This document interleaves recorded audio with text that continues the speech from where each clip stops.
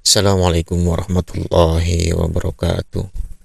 Alhamdulillahirrabbilalamin. Bismillahirrahmanirrahim. Surat Al-Qari'ah ayat 4.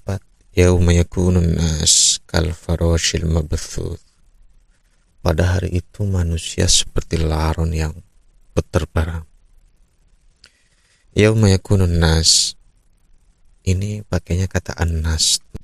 Jadi annas di sini adalah derajat manusia yang dalam Al-Quran biasanya yang disorot adalah manusia secara kolektif, secara kerumunan, secara umum.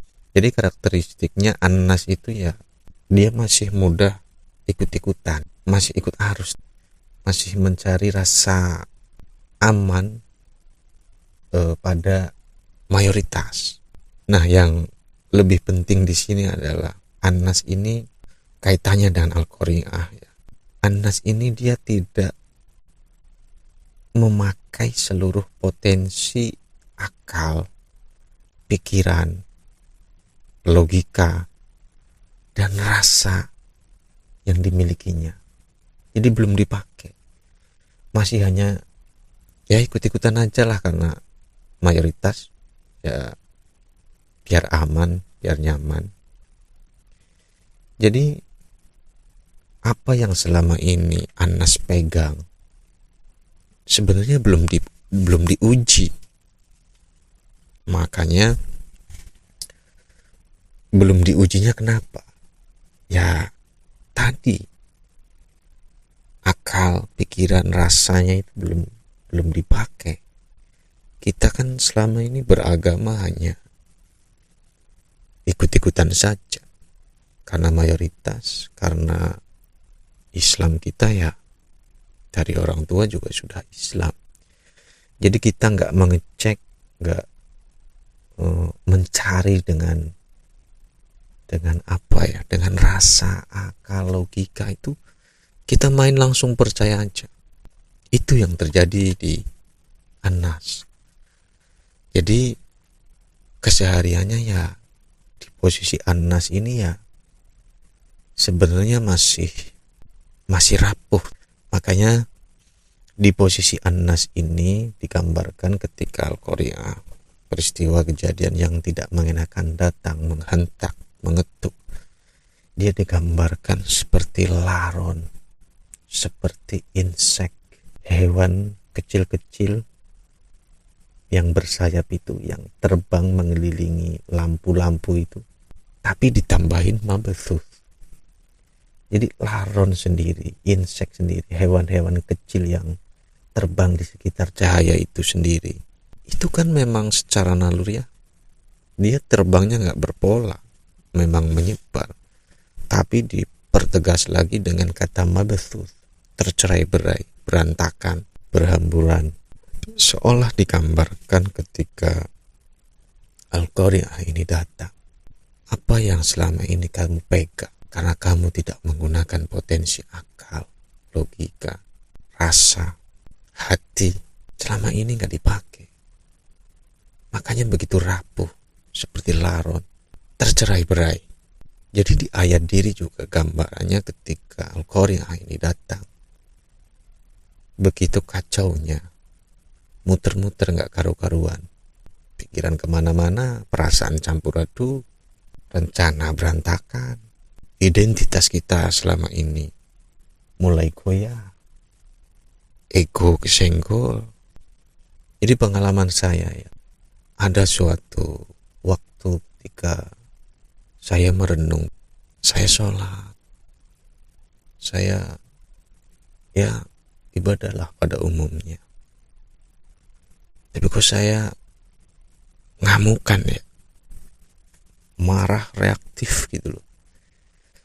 Seolah-olah saya tuh nggak punya kemampuan untuk bersikap lebih bijak, lebih. Jadi kan ketika kita marah, ketika saya marah ya, itu selang berapa menit itu,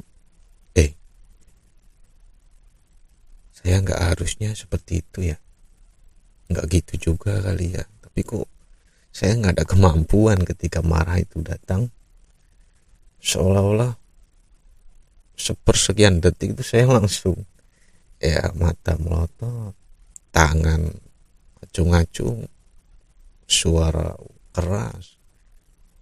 Tapi habis itu menyesal teman-teman. Jadi saya mulai bertanya, saya sholatnya kok kayak seperti nggak berefek. Apa yang salah? Mungkin ada yang kurang. Setelah itu kan saya mulai mencari, saya mulai mengecek, saya mulai gunakan akal, pikiran, rasa. Jadi selama ini saya hanya ikut-ikutan aja. Saya nggak menganalisa, saya nggak pakai pikiran kritis, terutama rasa ini. Jadi ada yang kurang tepat, ada yang kurang lengkap apa yang selama ini saya dapat. Nah, itu saya sebagai Anas banget itu. Satu lagi teman-teman, misalnya dalam hal ego ya. Ego itu kan cara kita bertahan, melindungi diri kita ya. Jadi kalau kita ada luka, itu kan nanti ada sel darah putih, kalau ada virus nanti melawan ya. Itu ego fisik. Nah, ego jiwa itu gimana sih? Ego jiwa ya, jadi pengalaman saya ini ya, selama ini saya kalau mendengar orang curhat kesulitan ya, saya begitu tersentuh, akhirnya saya mudah sekali menolong ya, meminjamkan uang lah, inilah. Tapi kesini-sini kok, jadi kalau ada orang minjem, kalaupun saya kurang atau nggak ada ya, saya kok mau repot-repot gitu minjem ke teman lain. Saya minjem buat apa? Demi menolong teman yang curhat itu. Saya begitu tersentuh. Jadi ternyata itu kan bagian dari ego saya. Ketika saya waktu kecil, saya begitu dalam hal ekonomi ya, mungkin kurang baik ekonominya ya, jadi sangat prihatin sekali ya. Jadi ego itu kan terbentuk dari kecil. Saya bagaimana agar saya berarti, mungkin saya merasakan seperti ini ada tujuannya agar suatu saat aku bisa menolong orang. Jadi cara aku mendamaikan diriku pas waktu kecil itu ya dengan aku besok harus bisa menolong orang agar aku bermakna, agar aku lebih berarti dalam kehidupan ini. Jadi terkadang itu baik, menolong itu baik, tapi kalau kita tidak bijaksana, dan kebijaksanaan itulah ya yang kita cari. Kita tahu mana kapan ngasih, mana kapan ini memang lagi dihukum, biarkan saja dulu. Itu kalau kita sudah al-qari'ah dan kita menerima al-qari'ah. Kalau kita sudah kiamat, bangkit kesadarannya, nanti kita tahu kok, dikasih tahu. Jadi dulu saya gitu. Jadi ada momen ketika al-qari'ah itu datang. Kalau kita memilih bangkit, akhirnya kan kita merasa rendah hati, merasa bodoh, merasa rapuh. Kita akan otomatis itu teman-teman, ya Allah, ya Rabb, tunjukkanlah, tolonglah aku, bimbing aku. Itu nanti otomatis teman-teman dibimbing. Tapi kalau kita tetap kekeh, ketika kita ada sesuatu yang menggoncang kita tetap pada pendirian kita. Seperti di Al-Qari'ah itu, ketika datang pisah seperti kaum Samud atau kaum Ad, Mereka tetap nyaman tinggal di rumah-rumah yang mereka pahat, nyaman di ego, keakuan, aku yang merasa bisa, aku yang nggak perlu dikoreksi, tetap tinggal di situ. Ya sudah, nanti di bawah kan ada neraka, kepanasan, kehidupan yang ya panas gimana sih, nggak harus dibakar dengan api neraka, ruwet dengan apa yang datang.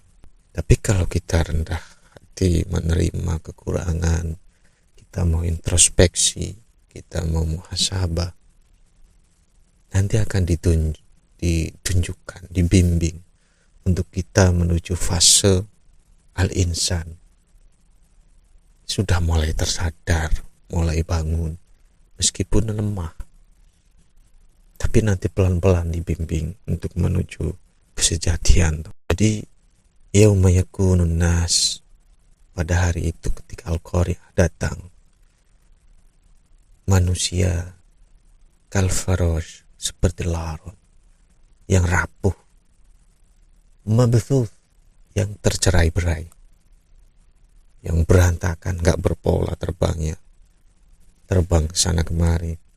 Karoshil mabthuth, gambaran betapa rapuhnya kita sebagai manusia.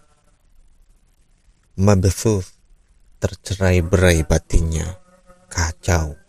Itu carut marutnya batin kita, kacau. Laron selama ini seperti mengelilingi cahaya, tapi bukan cahaya yang sejati. Dari pola yang berantakan, tercerai-berai, bahkan bisa melukai dirinya sendiri. Jadi ketika Al-Qari'ah ini datang, manusia begitu kacau, begitu rapuh. Tapi Al-Qari'ah ini datang untuk menunjukkan, untuk membakar, untuk memperlihatkan mana yang berbobot dan mana yang ringan, mana yang berkualitas, mana yang selama ini hanyalah palsu. Terima kasih teman-teman, semoga menjadi bahan renungan. Assalamualaikum warahmatullahi wabarakatuh.